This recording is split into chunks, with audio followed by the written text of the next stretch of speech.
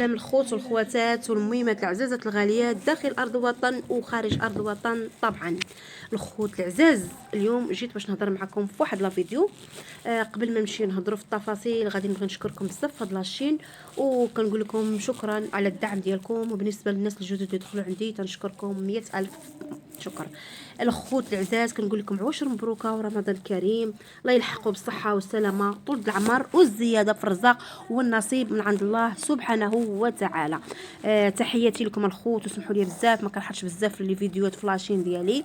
كنبغي الدعم البنات الولاد اللي شافوا الفيديو ديالي بارطاج لي لايك فضلا وليس امرا. غندخل معكم في التفاصيل وغنهضر على هذا الولد الصغير صراحه الله اللي شفت الهضره ديالو. الصراحه ما عجبنيش هذا الشيء اللي داروا، لحقاش كله كانوا نصب واحتيال على المغاربه. علاش كنشوفوا دري صغير تيضرب واحد الهضره اللي هي كبر منه بزاف؟ علاش؟ لحقاش كنشوفوا بان عندنا وليداتنا في هذا اللاج ما كيهضروش بهاد الهضره هذه كبيره. هاد الدري انهم محفظين والديه صراحه وكيعلموه السعايه من هذا السن هذا، زعما راه حسبي الله ونعم الوكيل. الخوت العزاز كتشوفوا ان يعني المغاربه حنانين وتعاطفوا معاه وتعاونوا معاه وعطاوهم يعني عاونوهم ماديا ومعنويا. ومنين نجيونا نشوفوا القضيه شنو فيها، تلقاو فيها النصب والاحتيال على الخوت المغاربه. الصراحه الله الانسان ما كيعرفوا الناس في من يثيقوا. ولا النصب والاحتيال بزاف صراحه الله، بزاف الناس ولاو تنصبوا بواحد الطريقه لا حول ولا قوه الا بالله. بحال هادو ما بقاش يخليو الناس يبقاو يعطيو لوحدين اخرين اللي محتاجين بعشاء ليله. كاينين الناس صراحه الله اللي ما عندهمش حتى شي حاجه، كاين الناس اللي ما عندهمش حتى اصبرو 500 ديال الراس، كاين الناس اللي ما عندهمش باش يتعشاو، كاين الناس اللي عندهم وليداتهم مرادين بالقلب مرادين بهادي صراحه الله دايزه فيهم. يعني الصدقه. وبحال هادو ما غاديش يخليو الناس نهائيا يصدقوا على الاخرين اللي محتاجين فعلا الصدقه.